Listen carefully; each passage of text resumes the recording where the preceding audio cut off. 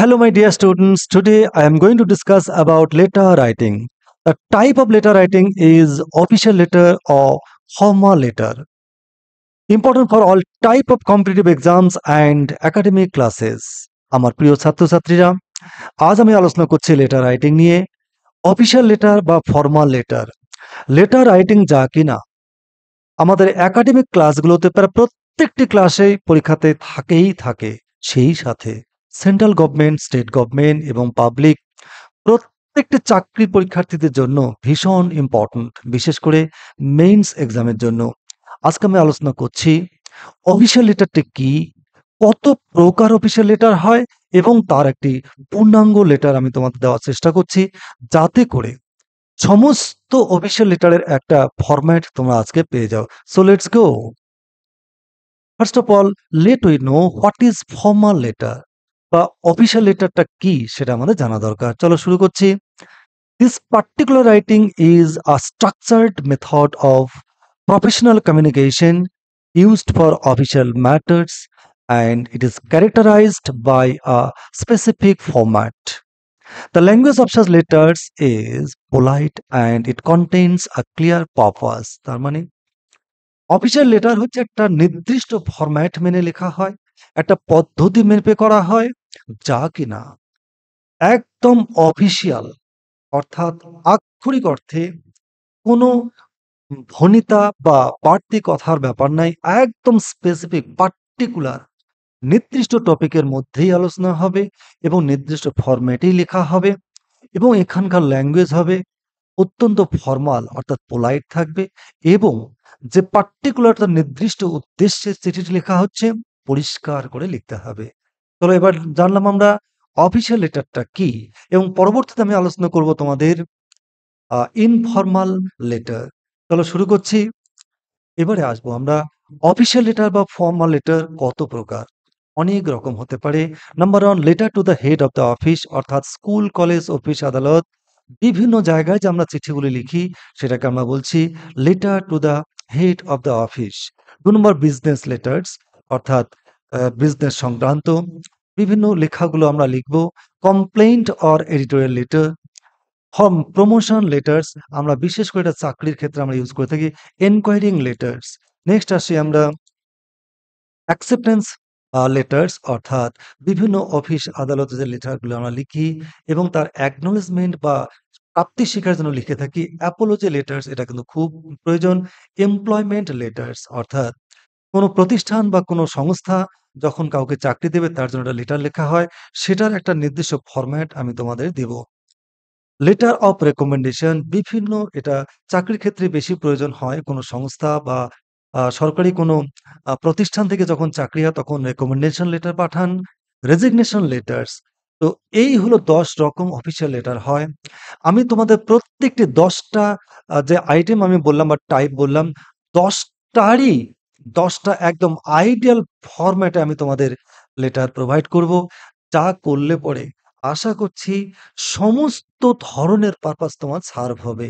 আজকে আমি তোমাদের দেওয়ার চেষ্টা করছি একটি অ্যাপ্লিকেশন বা এটা হচ্ছে letter to the head of the office particularly কি লিভ অফ অ্যাবসেন্স।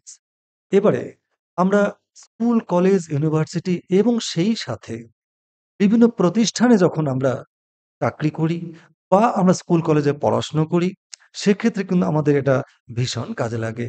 তো তখন আমরা যে লিভ অফ অ্যাবসেন্স এটা আমাদের একদম প্রাত্যহিক বিষয়। প্রাত্যহিক মিনস আমাদের বছরে অন্ততপক্ষে ১২ বা ১৪টাই আমাদের এই লিভ অফ অ্যাবসেন্স এর অ্যাপ্লিকেশন আমাদের লিখতেই হয়। তো চলো শুরু করছি। আমি একটা ফরম্যাট দিয়েছি হেডমাস্টারকে লেখা।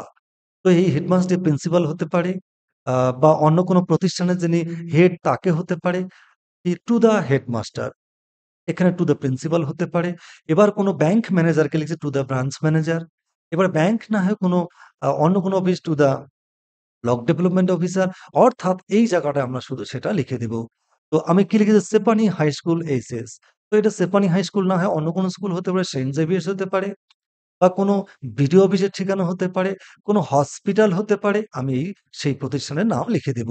তারপরে সেপানি, আলিপুরদুয়ার। আলিপুরদুয়ার ওয়েস্ট বেঙ্গল, আলিপুরদুয়ার ডিস্ট্রিক্ট সেপানি বলে একটি জায়গা, সেখানে স্কুলটি। এবার সেটা তুমি কি করতে পারো? তোমার স্কুল, কলেজ বা ইউনিভার্সিটির ঠিকানা তোমার হবে। তো এবারে কি করব? যে হসপিটাল বা কোনো বিডিও অফিস হতে পারে। ঠিক কোন ঠিকানায় আছে সেই ঠিকানাটা আমরা লিখে দেব। ডেটেড, এটা কিন্তু খুব vital. Dated the 23rd March 2025। অ্যাপ্লিকেশনের জন্য এই ডেটের লেখার কিন্তু এটাই ফরম্যাট। অনেকে অন্যভাবে লেখে, কিন্তু এটা হচ্ছে আইডিয়াল ফরম্যাট। চলো, এই পোরশনটা হয়ে গেল। এবারে যাবো আমরা সাবজেক্ট লিখব। Prayer for leave of absence, বা কি লিখতে পারি? Application for leave of absence. একদম পরিষ্কার করে লিখে দেব। চলো, রেসপেক্টেড স্যার বা ম্যাডাম হতে পারেন। রেসপেক্টেড প্রিন্সিপাল স্যার অনেকে লেখে, কিন্তু সেটা ঠিক না। রেসপেক্টেড স্যার বা ম্যাডাম। তারপর কি লিখবো? Most respectfully and humbly I beg to intimate to you that I am Shubman Kohli, a student of this institute, class 10, section A, roll number 2।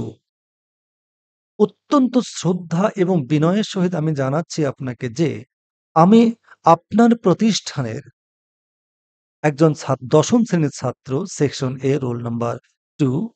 আমার নাম শুভমান গিল। এই কথাটা যখন আমি স্টুডেন্ট না হয়ে কোনো এমপ্লয়ি হতে পারে, একই রকমভাবে লিখব। শুধু কি করে নাম সমস্ত একই। আর স্টুডেন্ট অফ দিস ইনস্টিটিউট আগে কি হবে? অ্যান এমপ্লয়ি হতে পারে। অন্য কোনো প্রতিষ্ঠান ব্যাংক হতে পারে। এবার ক্লাস, সেকশন এগুলো আমরা তখন লিখব না।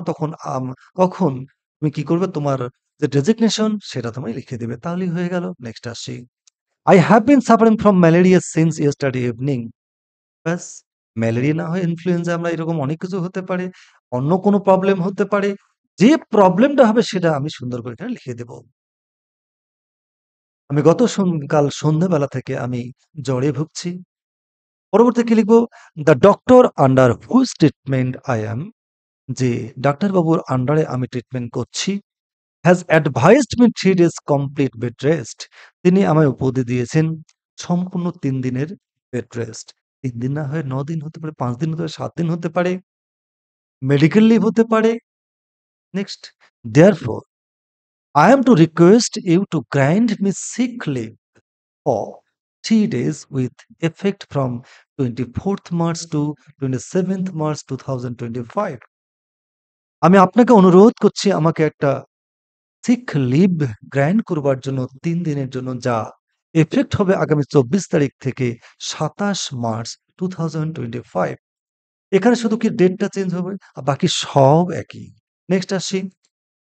তারপর লিখব I shall submit the medical certificate. অবশ্যই আমি যখন জয়েন করব, আমি যখন স্কুলে জয়েন করব বা আমি আবার অ্যাটেন্ড করব, তখন আমি কি করব? আমি সাবমিট করব medical certificate when I shall attend in the class after recovery। এবার ক্লাস না হয় কোনো অফিস হতে পারে, ব্যাংক হতে পারে, অন্য যে কোনো ডিউটি হতে পারে। ক্লাস না হয়ে ডিউটি হতে পারে, অফিস হতে পারে। Next, kindly grant my prayer and oblige me. দয়া করে আপনি আমার প্রার্থনা মঞ্জুর করবেন এবং আমাকে বাধিত করিবেন। এই হলো অ্যাপ্লিকেশন। যে কোনো অফিস, কলেজ, ইউনিভার্সিটি, যেকোনো প্রতিষ্ঠানে কিন্তু এটাকে ফলো আপ করে খুব ইজিলি লিখতে পারবে। তারপর লিখব ইওর ওবিডিয়েন্ট স্টুডেন্ট। এখানে কোনো প্রতিষ্ঠান হলে কি লিখব?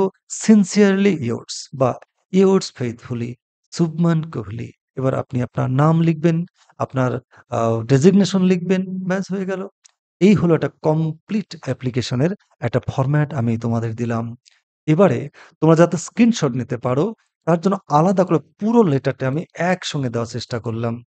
দেখো, সুন্দর করে তোমরা স্ক্রিনশট নেবে। টোটাল ২ টো স্লাইডে যেটা দিলাম, এখানে দিলাম, সুন্দর করে তোমরা স্ক্রিনশট নেবে।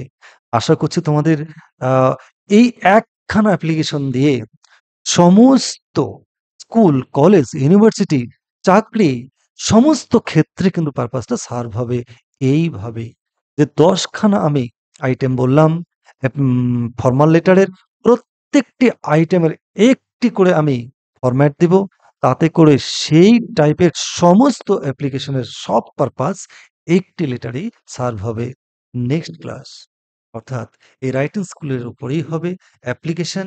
পরবর্তী, অর্থাৎ ২ নম্বর যে আমি অ্যাপ্লিকেশনের কথা বললাম, সেটা আমি পরবর্তীতে আপলোড করব। Good bye.